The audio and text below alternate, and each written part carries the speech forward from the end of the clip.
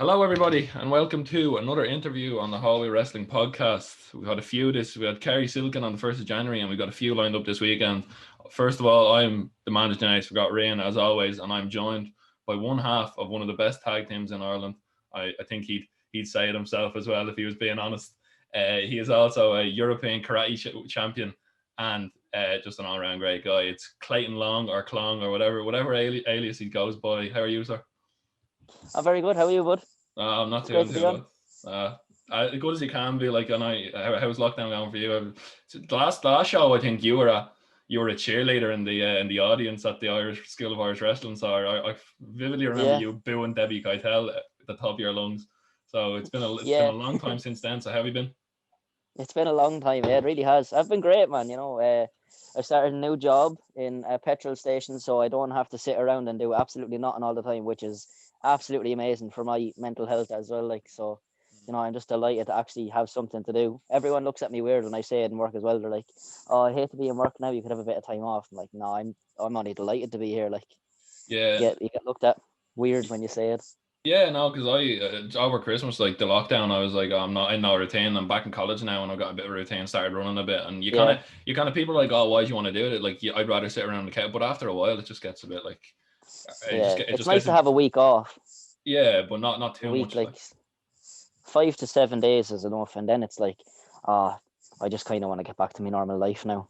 yeah, that was a bit too long. But you said about the petrol station, and I have to. We'll start off with it because you're now a superhero, or you've saved the Yeah. lives of many people. Tell us that story. And someone asked, I think it was Blair Wrestling asked on Twitter when you put up, did you start the fire? So answer that question and then tell us the story. No, I actually didn't start the fire. But if anyone who knows me personally heard me say that, wouldn't believe me because I'm a bit of a trouble starter. But no, I didn't actually start the fire. I did put it out though.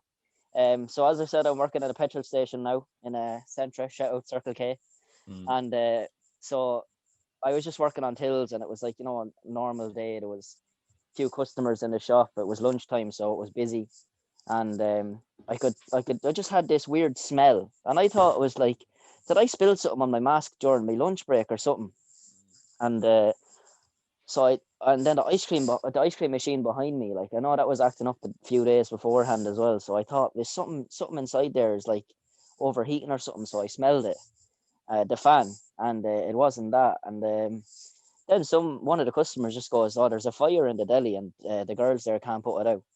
So I was like, "Oh, okay, that's not good."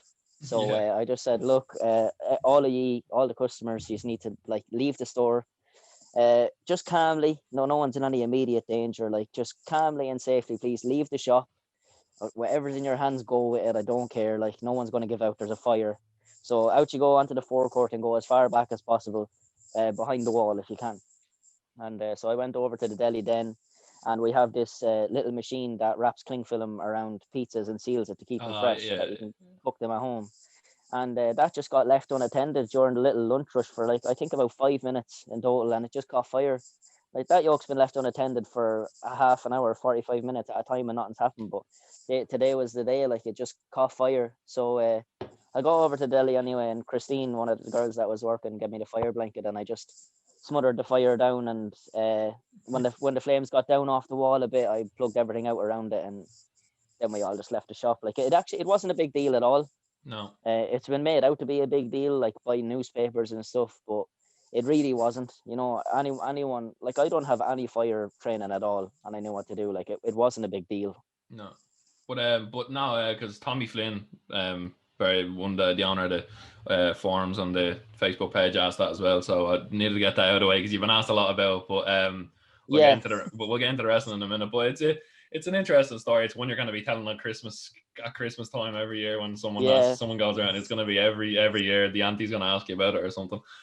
As Uh, soon as we're allowed to have people around for Christmas again, anyway. yeah, exactly. But in terms of your journey into wrestling, I was doing a bit of research, and you're obviously a European karate champion.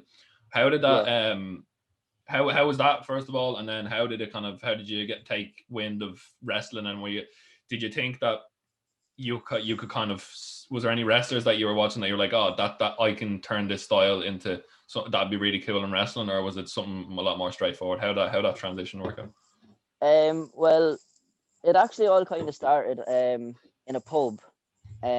So I got back I ran into one of my old mates, Keane, that I went to school with. And he was like, this is a good few years now before I even started wrestling, probably a couple of years before I started wrestling. And he goes, look, I'm going to have a few lads over to my house to watch WrestleMania. You know, why don't you pop over? I know you used to like wrestling. You know, it'd be a good chance to catch up. We hadn't really talked since school finished. So I said, all right, yeah, go on. I'll come over, we'll watch WrestleMania. And then I just started watching it religiously, like every week, you know, watching Raw, SmackDown. And then I started watching NXT as well. And I was watching NXT in Japan actually, and they kept on saying, you know, Finn Balor was actually running a school in Bray Yeah. in Ireland.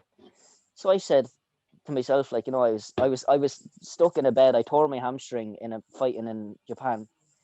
So I was basically stuck in bed, and I was just watching this, and I was just thinking to myself, oh, that I wonder if that school is still going. Like, you know, I'd love to try it, and I think I'd be good at it. So I looked it up anyway, and then lo and behold, there's Fight Factory Pro Wrestling in Bray, County Wicklow. So sent a message, and first week back, I went down and tried it out, and just fell in love there and then. Yeah. But like, Um, because it does suit, because you said NXT, and I was thinking earlier, like the kind of some of the, like, my favorite wrestlers have, like, Aleister Black in NXT, and his run was one of my favorite, yeah, and he amazing. amazing. Tommy End, like some of the transitions and the kicks, and when I was watching you in that 6 man, we'll go into that 6 man later, but those like the kicks and transitions and the really quick kicks, I was like, yeah, that's like Aleister Blackest. That's like Yeah, that. And then Speedball, obviously more closer to home because he fights in OTT. yeah. That's a nice little dream match if once OTT Me and gets back up. Speedball actually had it's really funny. Me and Speedball had a little unsanctioned martial arts fight beside the ring at OTT before. Uh, There was no crowd around there. It was literally just all the wrestlers were just in the building. We were setting up, and he called me over and he goes, "I'm gonna butcher a Canadian accent here now." He goes, "Hey, you do karate, don't you?" And I was like, "Yeah, I do." And he was like, "Do you want to spar?" And I thought he was messing, so I said, "Ah, yeah, come on, let's go." And then next thing, this man stands up and takes off his trousers. He was wearing jeans, so he's now standing there in his underwear. he's a And very I'm standing eccentric. there. He's a very eccentric. He's been on this podcast. He's very passionate. Like he's Yeah, man, he's such a good guy. So then I'd say about 45 seconds later, me and Speedball are bouncing around on our toes, throwing kicks at each other when he's in his underwear. And it was just so funny how it all just happened out of nowhere. Could you And could, then, could you imagine if you knocked him out and ruined oh my God, I was terrified. Was it the So, one where he was the main event? Was it? That was the one where he was in the main event. uh, He was fine in the main event. I'm not sure, but imagine if you knocked him out and took his spot away. Took I Joe one of know, Joe's I performers away. was terrified. So I had to take it easy. I was on the back foot for most of the fight. I think I could take him, but We'll see. I had to be on the back foot. I couldn't chance it. Yeah, that's a match that we'd love to see. But as I was saying there, like, it seems like quite a natural transition, and then all of a sudden, Yeah, obviously we were meant to have Martin on with us, but we'll get you back on both together soon, because yeah. we've Unfortunately, plenty to talk about. But how did you guys start? Well, you obviously met in train, but where were the ideas? Who was the first person to go? Let's do. Do you want to see if we can do a bit of tag team stuff? And obviously, you are like brothers now. So how did that kind of relationship yeah. flourish or whatever? So actually, we did meet in training. Believe it or not, when Martin Sears first started coming to training, he was the quietest person you'd ever meet in your life. Like, he was like a mouse. You wouldn't hear a squeak of him. And but you know, he slowly started coming out of his shell and all. And obviously, you could recognize talent in him straight away. Um, I was only a few matches in as well at this stage myself, so I hadn't, like, I couldn't say nothing to no one. But we kind of got talking amongst ourselves at first. You know, being like, maybe we could start a tag team. And it was kind of just thrown out there a little bit between each other. And then one day, after training, the head coach, Phil Boyd, called us over to the ring one day after training, and he goes to us, "How would you feel about becoming a tag team from the next show onwards?" Um, so we said, yeah. We both agreed that that'd be something that we wanted to do. Um, So we started there and then, like, and we figured out our team name and did our first promo. And we realized how bad the two of us are at promos there, especially because we can't take each other seriously at all. No. So we tried there our first promo then, and it kind of all just kick-started from there. Like at the end of training one day, where Phil actually said it to us, and we said, yeah, we give it a try, and geez, thank God we did. Oh yeah, no, it's It went gone well. from yeah. They're gonna hit the ground running once this comes back.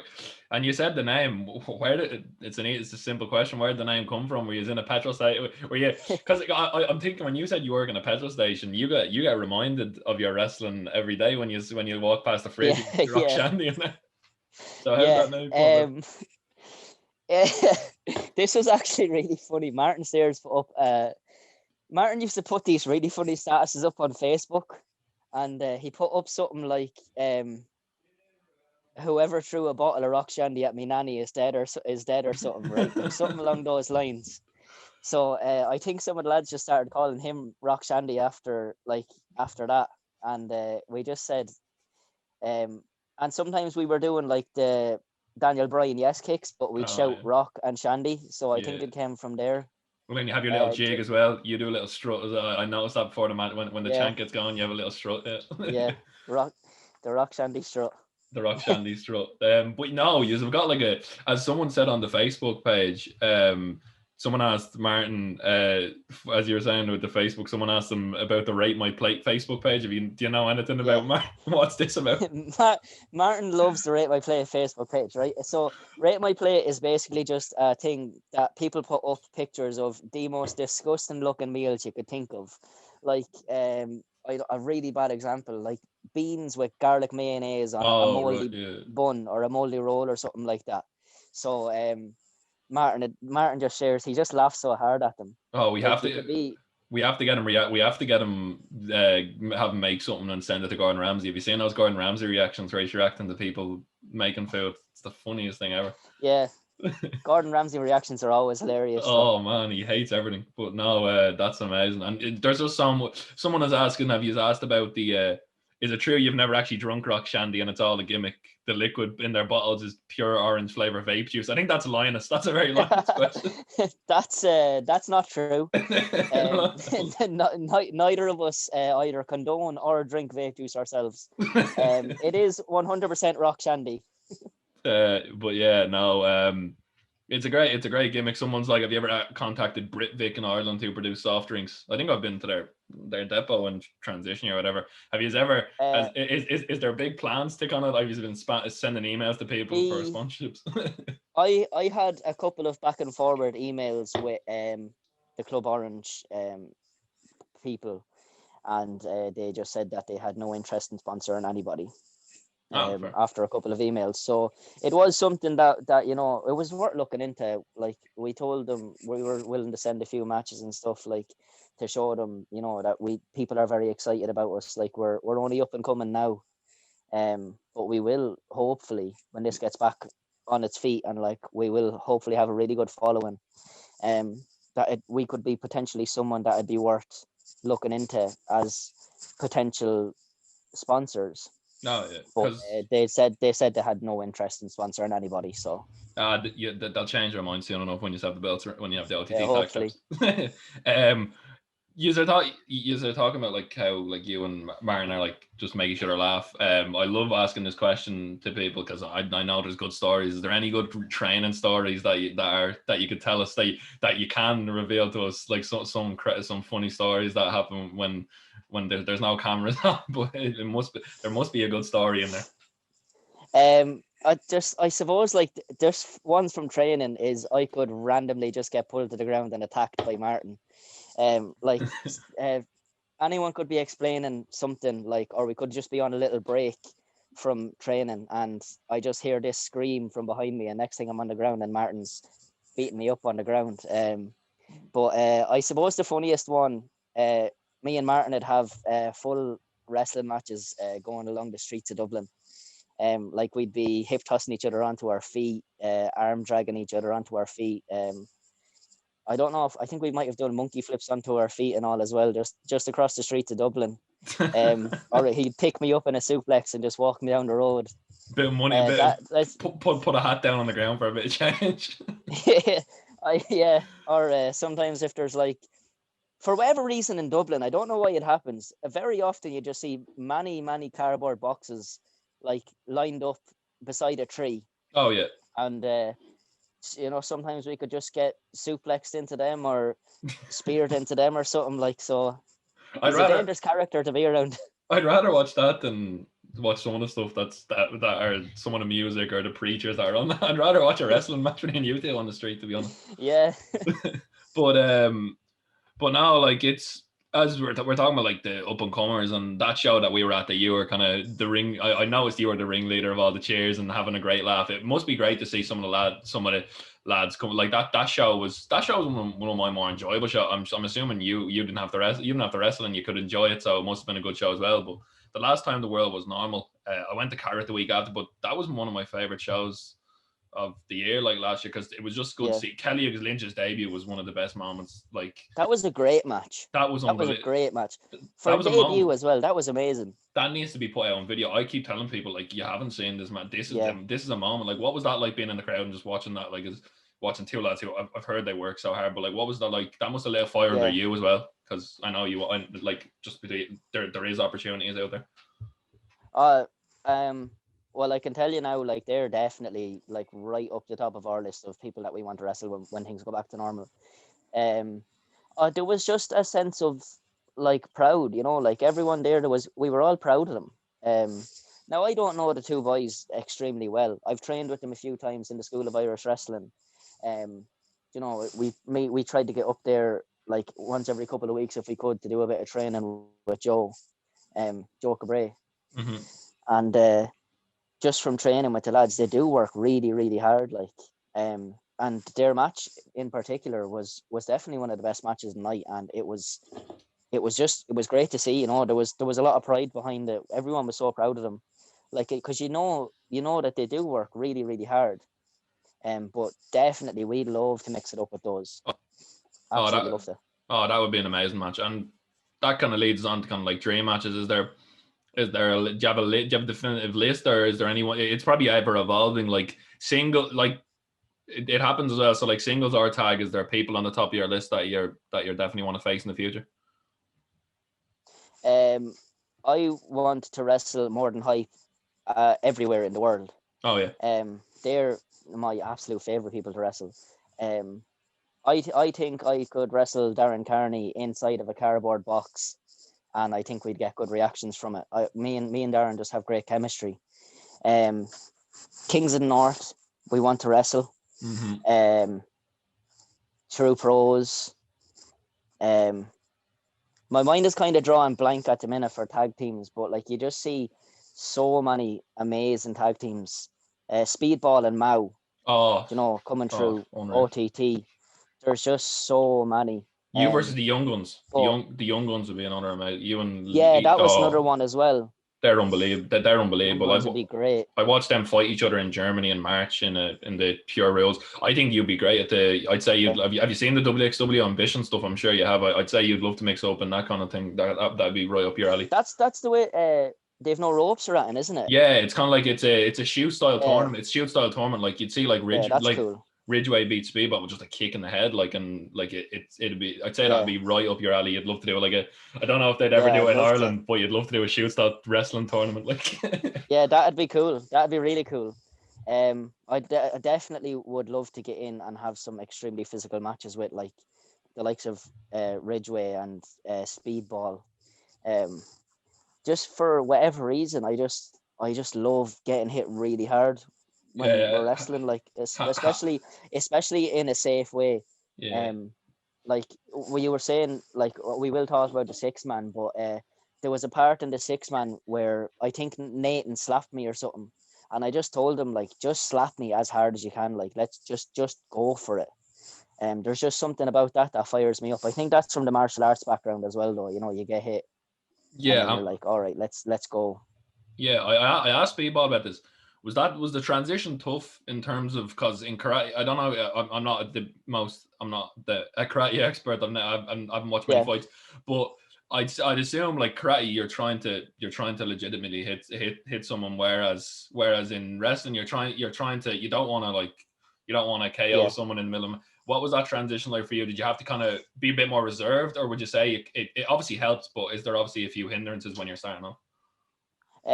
I think the only thing that I could say is it helped me so much. Like I think it helped me pick everything up so much faster.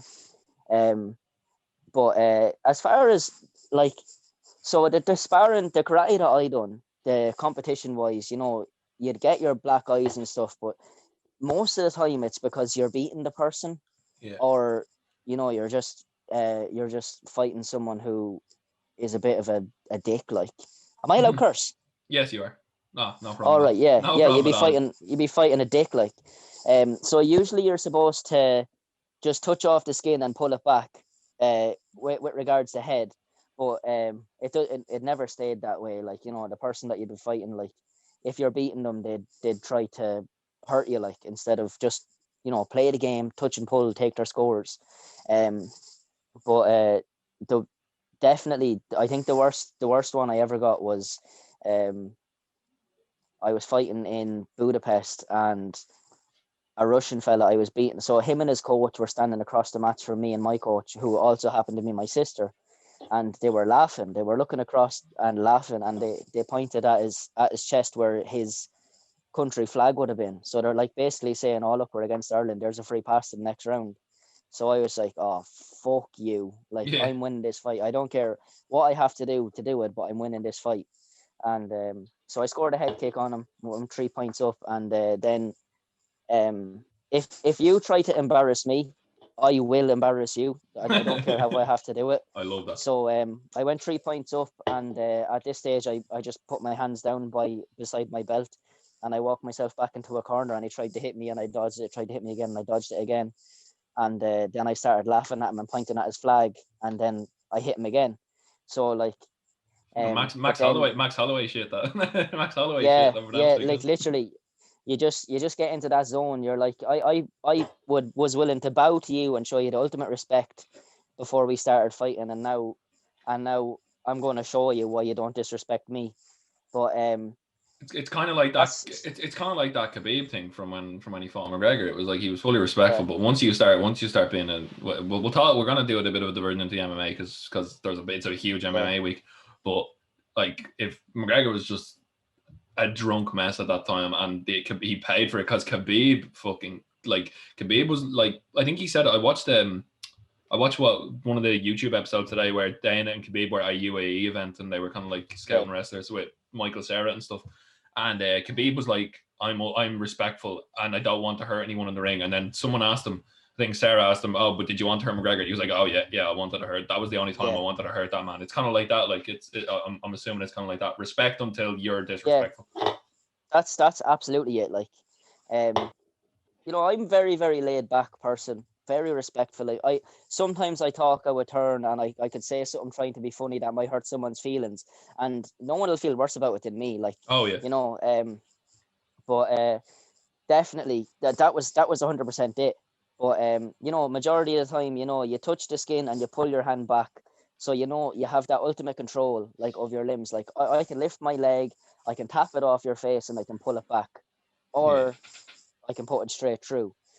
So with transitioning to wrestling, I always had that control over my hands and my feet, where I can just touch off your skin and pull it back. It's no issue. Like, I've been training to do that since I was like 12 years of age. So that control was already there. So it was never a thing of like, oh, how am I going to learn how to not hit people here? But in terms of actual contact and getting hit, get hit a lot harder in wrestling than you do in karate. Yeah, because you're fighting your friends. Like that's the thing with the biggest difference between wrestling in karate. I'm assuming you very rarely, in maybe an Irish championship, you'd fight people and your mates.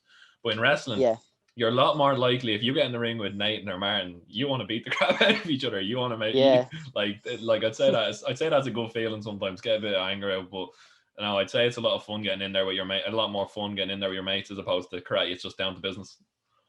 Yeah, 100%, man. There's nothing like sharing that squared circle with your mates. There's no better feeling in the world.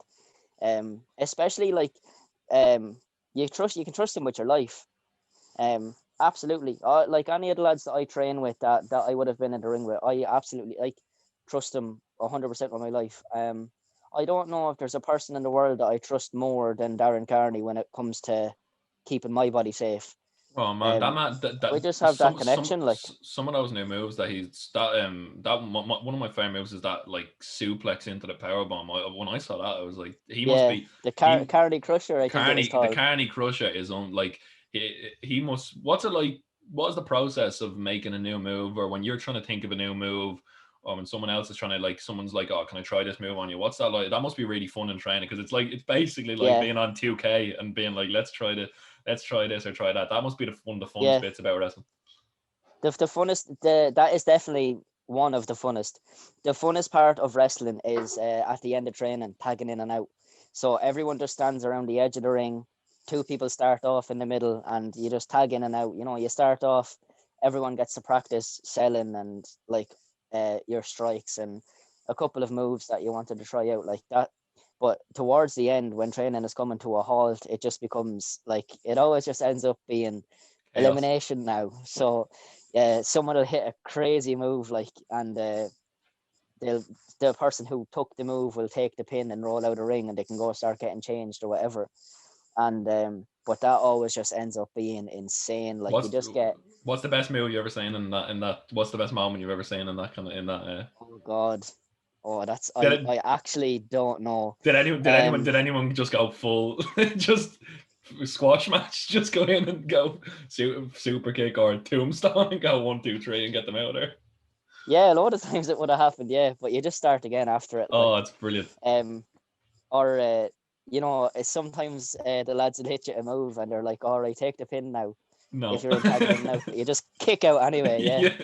Yeah. Oh man, some of the kick out. We'll talk about that. Matt. We're gonna go into MMA and talk about this week, but then we'll get into your OTT debut, which must have been surreal, and then Oh we'll yeah. talk about the 6 man. But huge week in MMA. We had I think we were talking about this a few days ago. Holloway just put in one of the performances of his life, of anyone's life, and then we had a pretty average Wednesday night card, but then we had Chiesa just come out and go, Colby Covington, the election is over, Yeah. go fuck yourself, which is probably one of my favorite moments. And then we're building to a pretty cool double main event on Sunday morning. So as a I'm big stoked for that. Stoked. as a big MMA fan, first of all, Holloway, fucking unreal performance, wasn't it? Oh my god, I've never seen anything like it. I'm the best boxer in the UFC. No look, right hand, dodges 3-4 punches, shouts it again, lands 2 jabs. Like it's unheard of. Oh, The man was just, oh, it was like Muhammad Ali-esque. Isn't an yeah. overstatement. Like Oh, it's absolutely not. Muhammad oh Ali, actually, fun fact, is the reason that I got into combat sports as well. so there's Watching a his nice fights. symbolism. Yeah. We have symbolism here on the Highway Wrestling Podcast. Tie them all together without even knowing. Yeah. But like it's like the Tyson Fury rope it up stuff. But this Tyson Fury did that against a very average opponent. I think Yeah. well he was all right, but he wasn't nowhere near. But No. Holloway did Not this compared to against Tyson Fury, anyway. Holloway did this against Calvin Kattar, who I don't know a lot about, but I know enough about to know that he was a serious contender. Like he was a decent, Oh, yeah. very good contender. And what do you think about this BT Sport guy? The BT Sport guys are pushing, and they said this in the press conference yesterday. I don't know if he caught it. The lightweight tournament kind of setup. I love the way this is going. Yeah, I watched that. I watched that press conference. I had to watch it over my 2 breaks in work, but I did catch it. Um, it was a great press conference. You know, I don't know how I feel about this side of McGregor. I think it's fake. I'm not a McGregor fan. Yeah, I no, was. I I don't was know the if you, biggest McGregor fan in the world, but I don't know if you not saw anymore. I don't know if you saw my tweet, but I don't know how you can go from putting up videos of a watch that has someone that I'm not gonna that just has something disgusting in the dial to going to. Yeah, I know he's donated a lot of money, but of course he would. yeah, 500K donated. Yeah, you could burn he donated £1 million to the hospitals, and that's fair play. We'll leave that in its bubble, Yeah. but it is pocket change. It's a really big, it's a fake facade. I said I wonder which McGregor is going to turn up when I retweeted and being like, oh, it was just a fake nice McGregor, asking Poirier for his bottle of hot sauce and trying to sell his whiskey. What I'm glad we agree on that, because he went to my primary school, but they just don't reckon. I don't like this McGregor, and my heart says Poirier. I want to knock him out. I know he won't. Oh, I'm actually, I completely couldn't agree with you more in that whole statement. Poirier, I don't see getting the job done. If he does, I'll have a heart attack on the spot with the happiness. I love Dustin Poirier. Yeah, I think genuine guy. I've been watching the Embedded. It's looking like it's going to break none. But like, what do you think about this? We got Gaethje, we got Oliveira. It's in terms of if McGregor wins and he gets sparked out down the line and it's our entertainment, it's fair enough. But what do you think about who would you be your pick out of all these lightweights as the best lightweight? Even if Khabib doesn't come back, who's the best? Because Khabib's the best by a mile. But who do you think? 100%. Who do you think takes the cake on this in this like mini tournament that they're talking about? McGregor does. There's no. I mean, as far as a person goes, I don't like him as a person. I did. I was a big fan. He's the main reason I was able to make weight.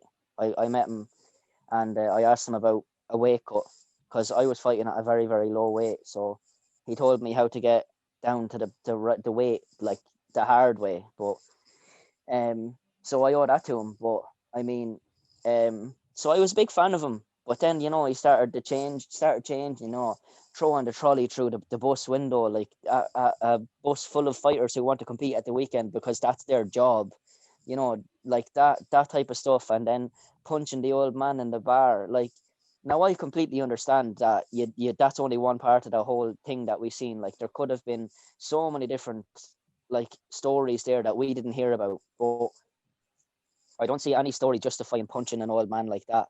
Oh no! Just because you bring out whiskey that's subpar, which I just because you bring it out for a fight because it's on the canvas and it's subpar, and someone goes, I don't want you. Of course, if you put a bottle of proper 12 or put a bottle of Jack Daniels and Jameson on the table, like I know you're not a drinker, but I'd fucking pick a bottle of Jameson up, yeah. So like nothing justifies that, but I'm really looking forward, and then Ngannou and John Jones and that Stipe Holtz stuff that Dane was talking about, and that's and then he was talking about the Fight Island. Would you go? They was talking about once the pandemic is over whenever it is. He doesn't believe in it. I know Dana White is all about money, but whenever that ends, he was talking about making Fight Island into this kind of pool party, all these destinations. I mean, you'd be if the coronavirus is completely gone, you'd be tempted, wouldn't you? As a fight weekend, if they had John Jones, you'd be 100% tempted. I just to answer your actual question though, like, I think we'll see Sunday morning now what McGregor we get, like, in terms of in the cage. Mm-hmm. If he's as focused and prepared as you think, I don't think this whole 60-second prediction is actually out the window. He absolutely could knock Poirier out in 60 seconds. Yeah. Will he though? I'm not sure. But he absolutely could. Yeah, no, he is talking about this McGregor fast program that I've been working on. He does look in great shape. He does. In fairness, he's saying, and I know John Cavan has been saying that Conor McGregor runs his own camps now. Make of that what you will. He's been bringing in a lot of you might know a few of the I don't know if you know a few of the lads that he's been bringing a lot of boxers in from the Crumlin boxing gym. He's been bringing in a lot of like really, really high level boxers because he's obviously got this Manny Pacquiao thing on the back burner as well. But he looks in great shape. Apparently Pacquiao's starting to call him out. His Dylan Dennis is obviously involved with Jake Paul. It's a bit mental now. The MMA scene is it's blown up. But that could actually end up being its own like YouTube boxing card as well. Jake Paul and Dylan Dennis in like a co-main event to McGregor Pacquiao. I don't think McGregor. Logan Paul is fighting Floyd Mayweather. Yeah, well, Mayweather's broke, so Mayweather will fight anyone until he's 60 because he I've seen videos of him putting diamonds on stopwatches and stuff. He'll be fighting until he's 60. But sadly, and I think McGregor's gone the same way. I think McGregor will waste his money as well. Personally. But there's so much to talk about. We can do that for the whole thing. But I think McGregor. I was saying McGregor fourth round. That was my prediction because I don't think I think he'll want to. I think if he doesn't get that 60-second knockout, I think he'll try and prove a point to the people who he's a bit. He's one of them he's one of them who won't like he want to prove a very specific point. It's a dangerous game doing that with Poirier because we saw with Gaethje. Oh, 100%. He walked through. His volume goes Gaethje. up. Yeah, he walked through Gaethje, which was scary.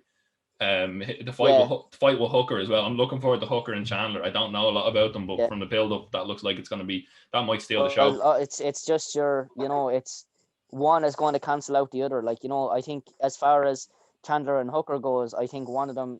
I don't know if it's going to be a back and forth war. I think it's going to be one person is able to impose their will. Now I think we'll see it in a third or fourth round. That we'll see the tides really shift, or maybe even late second round. I think we'll see, all right, okay, Hooker is going to lead this fight.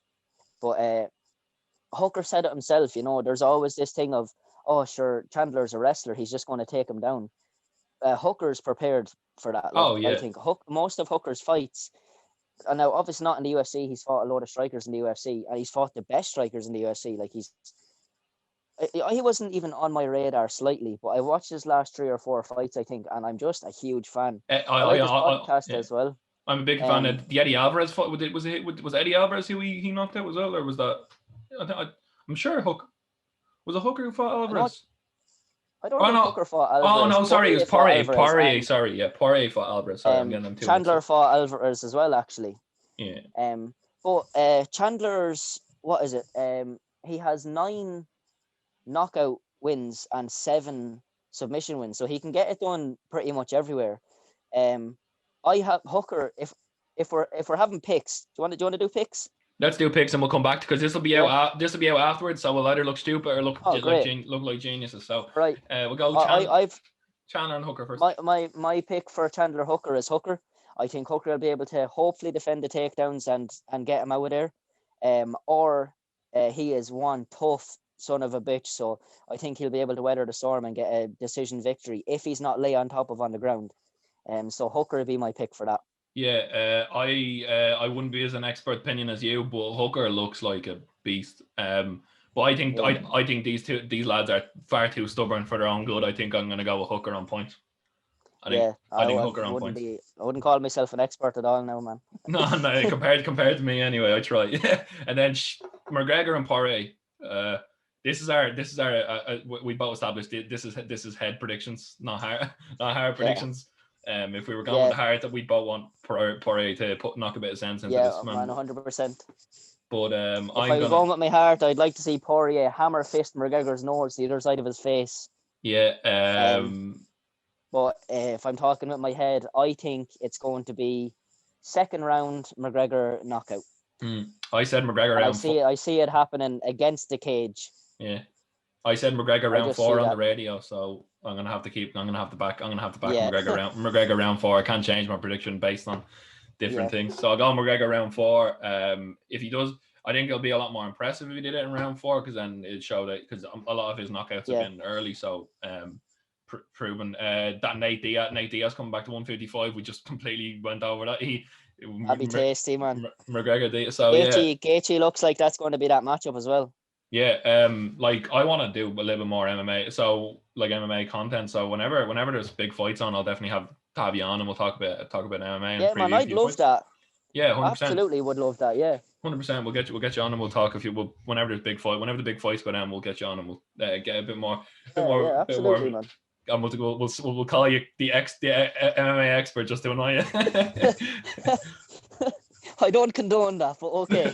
Okay, back to the wrestling. We've 2 big agendas before we finish up. Let you go for your Friday night, your OTT debut. I'm not alone in saying I shit my pants when you guys came into the ring. It was amazing. First of all, the build up, the day when you were told you were going to be debuting, who told you? How did you feel? You and Martin must have just wrestled each other all over the place. And then I'll ask you after. I'll ask you the second question after. How did that feel? Well, it was just so surreal. Like we had been going up to Joe's to train for a little while. I think I have an awful memory now, right? But the way I remember it is, I think it was kind of if you come up and help out at the shows and stuff. So we had gone and helped out at the shows and all anyway, and then we had started kind of going to Joe's to train a little bit as well, whenever we could. Um, and then I think it was kind of a thing of we'll find out on the day, So number one rule for anyone that's thinking of starting wrestling, or if you are wrestling, and you ask politely, can I help out at your show? Like, can I come help out with the ring to do ring crew and all that? Bring your gear with you. To anyone who listens to this that is either starting wrestling or anything, whenever you get your own gear, don't go to a show without it, because you never know what's going to happen. Yeah. So as far as I know, the way I remember it is we weren't actually going to find out until we were there, whether we were on the show or not, because our matches weren't going to be announced. Our first match that was announced was supposed to be against True Pros, but obviously COVID took that away from us. Yeah. Only postponed it though, hopefully. Oh, of course. 100%. But I think I remember Joe told us, you can have a couple of seconds, like it'll literally just be, he wanted to build us as this local talent. We don't get entrance music. Little did anyone know that we didn't need entrance music. So we got there on the day anyway. I think this is, from my memory, if it serves right, which it very well couldn't, because we won't know, I've gotten hit in the head quite a lot. We got told, yeah, you have a spot. You'll come out as the local talent, and you have like 2-3 minutes for your whole match. Literally just a squash. We don't want any offense. We want to build you very, very slowly and very naturally. So of course we were absolutely delighted to do that. And I remember the first people that we did tell then were more than hype. They're kind of our, like they've helped us more than anybody else, I think. Big brother kind of in terms of yeah, wrestling. even though I'm older than all of them. Yeah, that's what I'm saying. In terms of experience, yeah, they're definitely our big brothers. Like, but the first person I ever locked up with was Lee LJ. He taught me how to lock up, wrist lock, hammer lock, and then taught me all the reversals of that, like in my very first training session. So for him to be there for me and Martin's debut, it was great, like, because we all shared the same locker room, and I just remember there being like an excitement and a nervousness in the locker room when we were all getting changed. Like it was great. It was the best feeling I ever had when it came to wrestling, until we walked out through the curtain, and then I don't know if anything will ever beat that. Oh man, and you're talking about the no music. You guys came from where the fans entered the arena, if I serves me correctly, and you're right. The no music was so much better. The reaction was the roof. The roof blew. I think that was the same like Hey Harvey returned, and like that pop was up there. Like those two pops were up there. How you must have just, your goosebumps must have just shot up, and the adrenaline must have shot up as soon as that crowd just went mental. We walked out through the curtain. So we got told, we were freaking out a little bit behind the curtain. We were like, oh, we don't know when we're supposed to like actually walk out here. But the way Ango always does, the time is now, the place is here, and this is OTT. They get the OTT chant going. When they left the ring, we were to start walking out. So we done that, and then I just heard a couple of people go, oh, and then everybody. You caught us so off guard. Like we were just relaxed. You're sitting in, you're getting ready. You've got a few points. You got a few points. I'd say a point went flying. A few points went flying. But no, it was just amazing. Like it was and like as you were saying, you pay your dues is the old term. Like you do that kind of, but like that pop is the foundation of like everyone loves Club Rock Shandy and the Irish wrestling scene. I don't think anyone expected that. Like we certainly didn't. I can't describe it really, right? We got into the ring. I could feel everyone's voice literally hitting me. Like you could feel the waves of the sound waves hitting off you. Like it was that loud. And I just started roaring at the top of my lungs in the ring, like just shouting as loud as I could. And it wasn't like a thing to try rile the crowd up. It's just a natural thing that happened with my body. Like I just started shouting as loud as I could. I was shaking. You know, we were delighted, and we went back through the curtain, and there was loads of people lined up there waiting for us. Um, like everybody was talking about that pop. Oh, Everybody was talking about that pop. Like, I think I went up to Martin at the merch when I was walking out, and I had a few drinks. But I shook his hand. I was like, "That was amazing, Dave," and he was still shocked. Like his eye, he yeah, was shocked. no, yeah, That's almost like shocked that like people were just like going mental about it, because it was like it must have just been beyond belief. Even though because the thing is, well, like if you're a Fight Factory fan, Club Rock Shandy. Like yeah, it's not like there's a wall there that people don't know, and it's in a bubble. Like how yeah, we've seen Rock Shandy have like 20-minute classics and and really really good matches. So it's not like a shock, but like to see like everyone was just like they're in OTT and this is the start. yeah, Obviously the pandemic hit, but I've asked a few people this when I've interviewed them during the pandemic. There was two different people when the pandemic hit. It was like people who were like, oh, this is kind of stagnating, or there was people who were like, oh, I'm going to use this lockdown to get in the best shape of my life, yeah. think of new ideas, a few niggling injuries, get back. What was that? What was it like for you? Was it a bit of both, or were you, and how have you used the lockdown time in terms of wrestling? For the first lockdown, I kind of, I went into it in a very good headspace, and I got myself into pretty good shape, and then because you see, I had a different job during the first lockdown, so I then ended up being out of work and having nowhere to go, like not seeing my friends and not being able to socialize. Like, I'm a very, very social person. I get my energy from Yeah. talking to people and from being around people. Like, that's where I get all my energy from. That sets me up for the rest of the day then to be in a good mood. Um, You but do I you, think you, just, you do seem like such a good like I can feel that, like you just seem like like the buzz around the place. Anytime you're in a room, it lifts that. You just seem like a very very very like upbeat person. So yeah, it's like my favorite thing to do during the day is put a smile on someone's face. Like, as cheesy as it sounds, I love that. I love being the reason that someone's laughing. Like, oh, I 100%. love being the reason that someone has a smile on their face. 100%. Um, but I I started the first lockdown with great intentions. I'm going to get in great shape here and all that. But then mental health started to deteriorate, and I actually ended up putting on loads of weight. So at the minute, in terms of like exercise and stuff, mostly I'm just skateboarding.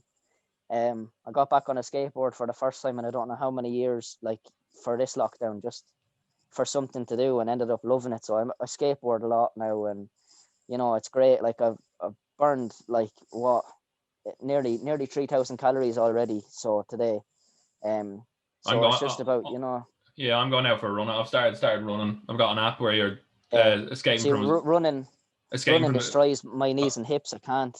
oh man, I've had a lot of operations, but I'm gonna give it a go. Yeah, I got an app that you're running from the zombie apocalypse, so that might keep it a bit entertaining. yeah, But no, I've had a few operations, so I'm gonna try and be wary of it. I'm trying to yeah. Definitely ease yourself into it. take your rest days. But in terms of the mental health, I'm big advocate for doing stuff that makes you happy and kind of keeping your Yeah, mental, like absolutely. this podcast and college Zoom calls with college friends. What has it been? What would you say if there's people listening in terms of this because the lockdown is intensifying. We need to control it. What would be your, if you were to like tell someone in that position, what would your advice be in terms of mental health? Because it's just as important. I think it's more important than my physical health, in my opinion. Yeah, I actually agree with you on that. Now, I'm not saying fuck the lockdown. Go see your friends. Yeah, Go rub elbows and have a few drinks in someone's house. I don't condone that at all, and I'm not saying that at all. What I'm saying is, when I go skateboard with some of my friends, I wear a mask even when I'm outside, and I make an active effort to social distance every second of that time.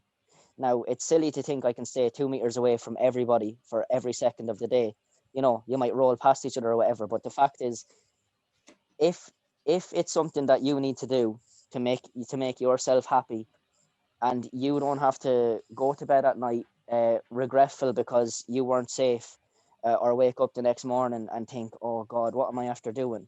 Because you're not being careful. Do whatever you need to do to keep yourself happy, but do it safely and do it with other people in mind. Like, I'm not being safe for myself, I think I would be fine. I live in a house with my 55-year-old father. I'm being careful for him. Mm-hmm. Who he helps out a couple of our neighbors that does shopping for our older neighbors, and drops the food over to them, like, just to try to do his part. I don't want to give him something that then gives to them, So that's the way I think about it. Now I basically stayed in my room or in work for 2 weeks. Um, and at the end of the 2 weeks, I just had a mental breakdown, and I was bawling, crying in my room. I couldn't give anyone a reason why.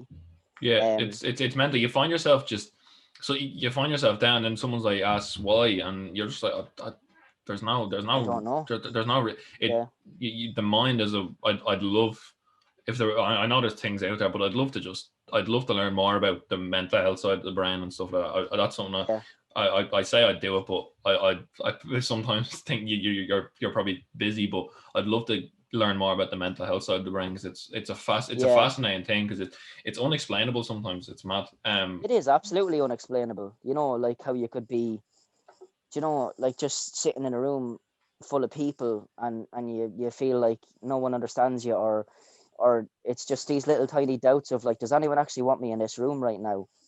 Um, Yeah, but yeah, it's it's that's what comes with that's why the stigma is there because sometimes there's no yeah, reason for it and that's what the dickheads, for want of a better term, latch onto, where they're like yeah, absolutely, there's no reason for it, and then it turns into that attention seeking kind of accusations yeah, and stuff. But no, that's our clip. That's our sound clip for for the preview because that was couldn't have said it better myself. Clayton, that mental health, your mental health is most important. So if you're listening to this, we always say at the start, just mind yourself and stick on the podcast and go yeah, for a walk, get some fresh air. do, yeah, 100%. or even meet your friend, Yeah, wear a mask, go for a walk, talk, yeah. to someone who you Talk trust and who you love. Like me and my best friend, we'll go for a walk, or we'll go for a skate, we'll do whatever it is, and we'll go even when it's raining. If it's lashing raining, exactly. we'll Yeah, get a coffee out yeah, of our favorite little cafe in Carlow Town, where I live, Carlow Town, and there's this lovely little cafe called Neighborhood Espresso. They do this thing called a suspended coffee, where you buy a coffee, you write a little note on a post-it, and if oh, someone's having a bad day, they can get a free coffee. And I so we like love I love going that. there. We'll get that, and then we'll go to a car park underground. We'll sit social distanced, and we'll talk to each other. Exactly. And we don't have to talk about what's on our mind or what's upsetting us. I just know that I have someone there that I can talk to,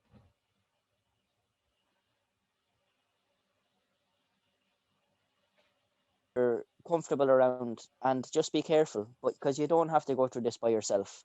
Exactly. Couldn't have said it better myself. It's so mind yourselves, and we will end on the biggest high we can. We'll get the positive thoughts up. First of all, Yeah. can you believe it's been 13 months since that night, and that is mental. Like what the Oh, fuck what the fuck has happened? Like it's mad. But crazy. I was telling you off air, I was meant to be at this show, but I had a house party that went very wrong, and I couldn't be there, and I was kicking myself, because you guys put on, and I watched it just there, and I'm not blowing smoke. That was one of the best matches of the year. It's on YouTube. I'll put it in the link. Put all the links in the description. That night was unbelievable. How was that for you? The triple threat match, winner take all. Obviously, I was at the chapter where you've got the contracts got cashed in, you've got cheated out of it, Yeah. and all that. And then talk to me about that, and then the build and everything. Just let's get positive. How was that? That must have been fucking unreal. Oh man, that was definitely one of the best days of my life so far. um like we were so excited, like all day. There was a thing in the air where it was like we knew it was going to be special that day. Like, just even the whole process of getting the match together, like, and then, like, there was people coming in with their own ideas. Like, LJ Cleary, it has a mind for this business like none other. Like, Yeah, he so intelligent. I'd love to Like, get him on even here and talk the to him thing sometime. of I'd love to get I'm him on sure here. he'd be up for it, you Yeah, know. yeah. But no, no, but amazing. But we just that day, that whole day, the 29th of December 2019 was one of the best days of my life so far, like one without a doubt. Um, that that 40 minutes in the ring is the thing that I am most proud of How many in the times have you world watched right it? now. How many times have you watched it? Don't lie to us. You know what? I've probably watched it about 15 or 20 times myself. Like, um, I watched it a couple of weeks back and just I cried like because Oh, you know it's I I miss it so much. I haven't seen them lads. They're some of my best friends in the world. You know, I haven't seen them since last June. Um, we all went to Howth in County Dublin. Um, and that's the last time I seen them. And I just watched it back, and I was just, you know, I just kind of it hit me after watching it how much I miss it, and like how much I miss creating that that atmosphere for people to sit in. Like, um, it was just something so special. Like, and for that whole day, and then after the show that night, like I had a load of people come up from Carlow to watch that show. There was a lad actually trying to get a documentary done in the run up for me to that show as well. Like, you know, he came up and he got a few interviews and he recorded clips of the match. So it was just something so special to me that I'll never ever never forget. Like it'll be a story that I'll tell my kids. yeah. Speaking like you personally, it just highlighted your versatility because I was watching the match and you did like the Torpe Kong Hilo, but my favorite bit was obviously as I was telling you the kick transitions, the quick kicks, Yeah, that just come naturally to you, but they're so when you see them in the ring, and it's no disrespect to like the stuff we see nowadays where it's a lot of the wrestling stuff, but when you see someone do those kicks, when you see Alistair Black mask someone's head off, it is that kind of thing. Oh, this is different. And when you see yeah. like Mike and I love that sort of stuff. Um, what is it like for you to just you must be really happy that you have that kind of perfect arsenal of like very diverse but like well-rounded arsenal on you, and you that was probably the best showcase of that you've had. Yeah, absolutely. Like that's what sets me apart from other people.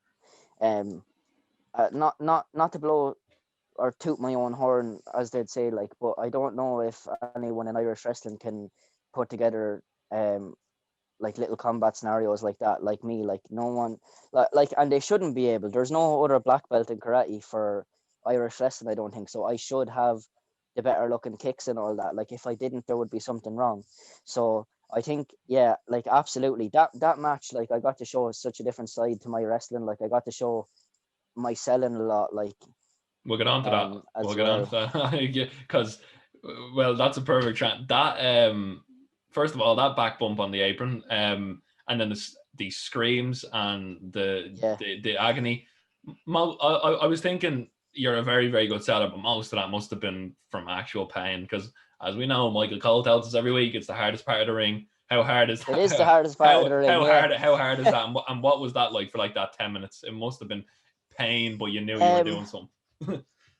I'll tell you what, it was when we had talked about doing it, um it was one of those things where we're like, if it goes wrong, so the thing was, obviously it was a couple of kick combinations and then tope over the top, get back in, tope over the other side. I had done that in the match previous, I think, and took both of them out. But Darren had scouted it and he caught me and then power bombed me onto the edge of the ring. But if it was a case of where it went wrong, where Darren couldn't catch me properly, which we never had a doubt in our mind that that was going to be the case. Like I didn't, I fully trusted him anyway. Well, you'd want to, like, you know, your head's Yeah, going straight towards the exactly. ground. You need another Yeah, man to pull you out of midair, like. But yeah. absolutely trusted him. But the alternative was, you know, I put him back in the ring, pick him up, put him back in the ring, and then get up onto the top rope, and he was going to push me off so that I take my own bump onto the edge of the apron, Mm. which I didn't want to do because I knew that he'd be able to put me safely on the edge of the apron, um, safer than I would have done if I had to flip off the top rope onto it. Um, but it actually it was quite sore because the boards can sometimes overlap and stuff. So you like land on a corner of a board or something. Quite sore, but nowhere near in terms of what we made people believe. It wasn't anywhere near that. But Man, you sold the fuck out of it, man. That was yeah, that I is. I texted my sister did before the match started, and I said, look, there's going to be a point in this match where you would be extremely worried. I was like, but don't worry, I'm okay. It's for the show. So like, just because I know I didn't want them, to be worried sick. So I had to let them know a little bit in advance, which I think I'm really glad I did, because just, yeah, I was like lying face down on the ground and screaming, and we wanted to make it look as real as possible, so that like they were on the ground, or I was on the ground, and the boys were saying like, oh no lad, seriously stop, which were Martin and Brad were saying like, no lad, seriously stop, he's actually hurt, like, saying that. And I know Foxy was at the other side of the ring, and Nathan went over and said something to him, so that the smarter fans also, we could try get them as well. Yeah. So so Nathan whispered something to Foxy, so then it was nearly a thing of like, even the smarter fans had noticed that, so we wanted to try get them roped in as well. The front row lads, yeah. Yeah. Yeah, but Like, it's because you were saying like you told your sister there. That's actually a funny thing, because one of the best stories from last year I remember was when Moxley and Omega had the unsanctioned match where they had the trampoline, barbed wire. I don't know if you remember the big trampoline and barbed wire and stuff. And Renee Young wasn't told about it, and she went on Twitter being like, "What the fuck is he doing? Like, he's gonna like." And obviously he got a bollocking afterwards from her being like, "What the fuck?" yeah. Because so I'd say there's a lot of cases sometimes where someone knows there's a spot coming and they have to text their family being like, "I'm not dead, all right? Like, if you see this happening, Yeah. I'm all right." Like, Yeah, it was just a thing of, because I know they had there was quite a few of the kids from our karate class as well came to watch it, and my mother was there and my father was there, like, and I didn't want my ma to be upset, like, so I just said, look, this is I didn't tell them when, I just told them there's going to be a part in this where you're going to be worried sick, but don't worry, I'm okay. yeah. But And I tried to then, get everybody else worried sick though. oh yeah, I was like, I want to ask him that, was he actually all right?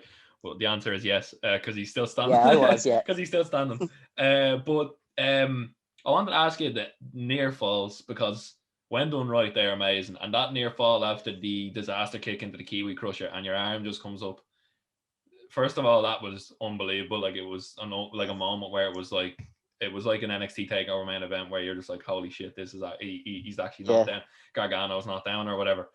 But what's that for you? Is it listening to the hand hit the mat? Is it counting 1, 2, 3 in your head? What's when you're trying to get that perfect near fall?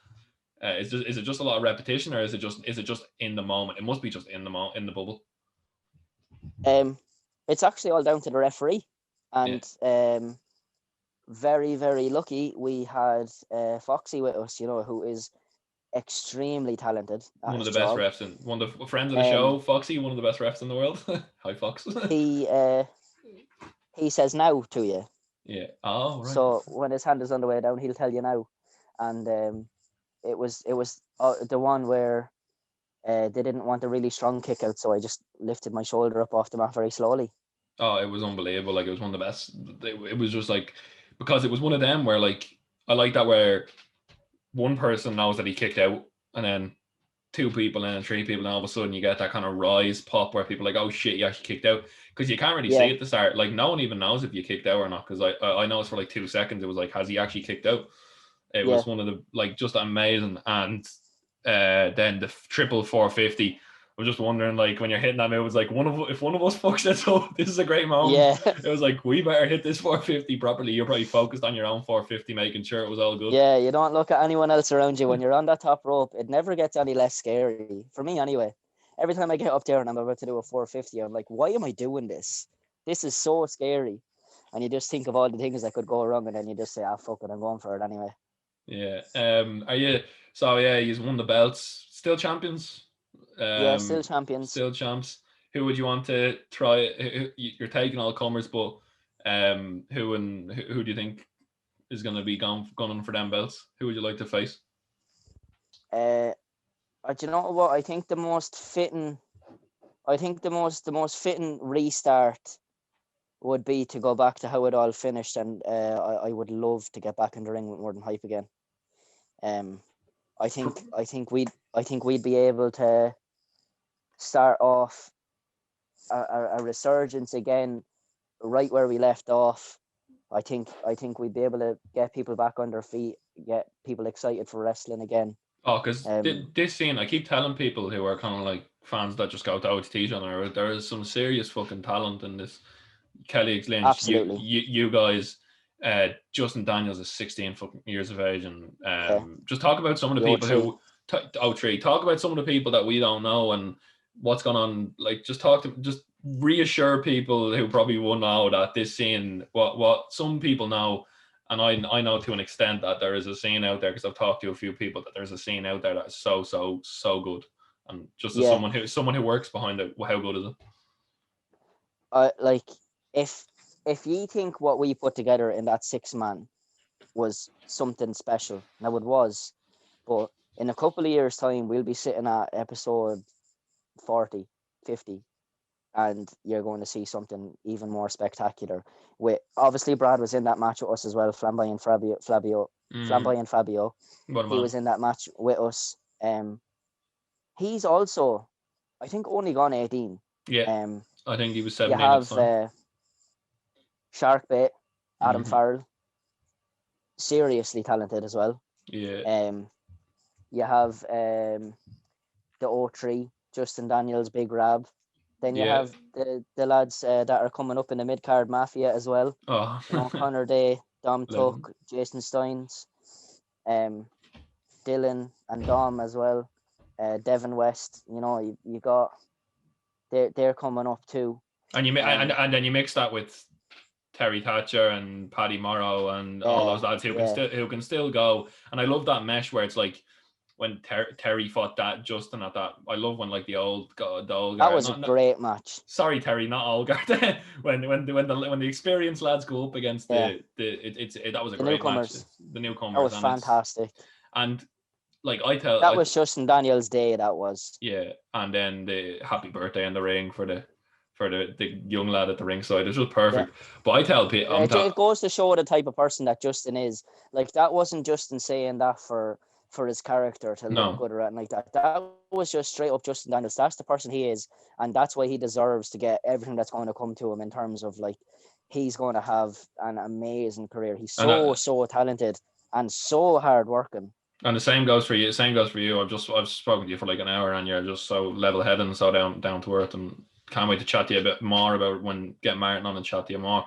But like, and like I say to people, could you imagine the fire that's going to be lit under your arses, and the passion and the determination that shows when we come back. So they got rid of the negativity, and we've fully blown with positivity, and the talent that's in here now. Look at our own backyard. Don't be looking at import. Look at our own backyard. It's fucking, absolutely. It's amazing. I know people are like, oh, we're not going to be able to get people over, and people won't want to. There's a look at your own. We don't need them. Look at your own. Like, and as you were saying, it's fantastic. It's just fantastic to see, and it's great. It is. Before you leave, just talk about how what your aims are, and how determined are you to hit the ground running after the lockdown. Goals. I just want to wrestle everywhere and anywhere when it gets back up and running. You know, like, I want it to be my job. You know, eventually I want it to be my job. If that doesn't happen, you know, that's okay. I'm happy with everything we've done so far. I'm not happy to leave it at that. No, I want to push more and more.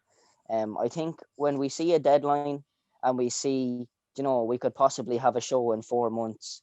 When that type of scenario is there, I think I'll definitely have a fire lit under my arse, and I think me personally, I'll be able to come back in great shape. Like, you know, I'm a very goal-driven person, so when I do get that end date in sight, and I think, okay, we'll be able to have a show. Hopefully, then I'll be able to work my ass off, and hopefully be able to come back and have that belt look really good around my waist. Oh yeah. And then be able to put an absolute masterclass on in the ring. Hopefully, when we do get back, face all challengers, and just give absolutely everything into every single match. Just really, really make a run for it. For the next couple of years when we get back. That's kind of where motivation is. It's like to really hit the ground. Start as you mean to go on type of thing. Really, like, just really get going from the very beginning, and just keep progressing onwards and upwards. My main goal out of wrestling at the minute would be to main event an OTT show. Oh yeah. Right now, I think when we go back, we won't have announced matches and all again, and we'll start from scratch. And I'm absolutely okay with that. But I definitely want to push that and put the work in so that it's, we end up, my dream match of all time right now would be a Rock Shandy More Than Hype main event for the OTT championships. Oh Club man. championships. Oh man. That's my dream match of all time. If we ever could get that, obviously warranted, talent, and we work and we get there naturally, and it's not forced in any way. I could whenever I'm finished up with wrestling, I could be a happy man. Oh yeah. Like, obviously I got the European Championship in karate. I was happy with that. I don't have any regrets from when I decided I'm not going to compete anymore. And I don't have to think, oh, what if? I think that in terms of my ultimate goal in wrestling would be to have Club Rock Shandy More Than Hype for the OTT Tag Team Championships in a main event, hopefully in a stadium. And I wouldn't put that past you. This was one of my favorite ever interviews. We just went and it's gone on longer than we first thought. But yeah, it was a very long conversation. Very long conversation. But like, we could speak for ages more. We've got some we can. Yeah, I feel like we could talk for hours, man. To be honest. Oh, 100%. Very, very, very good. Naturally, you're good. Really good at holding a conversation. I have to say, you're very good at what you do. Thanks, man. We try. It's something to do with lockdown. We've been doing plenty of them, so you can't be bad at them after doing. No excuses now. But like, anyone listening to this, we're on Project Dits. We're on a network with a few podcasts. So anyone listening to this who hasn't seen Irish wrestling, look up Club Rock Shandy. I'll put all the links and get used to them because they will be on your screens for a long time to come. Clong, I'm going to let you plug everything you have. If you have anything or any matches that you want, or any social media or anything whatsoever, or Rate My Play if they want a free plug. Yeah, go look at Rate My Play and tag Martin Steers in every one of them. Spam, but like, here, the floor is yours, man. Well, first off, the floor is mine, so I just want to say thanks very much for having me on. Legend. I put out a tweet saying that I wanted to be on a podcast and talk about all sorts. You're the first person that got me on, so thank you very much for that. No problem at all. Anytime. It's a small dream, but it's a dream come true. And I'm absolutely looking forward to getting on and doing Clong and Rian's MMA.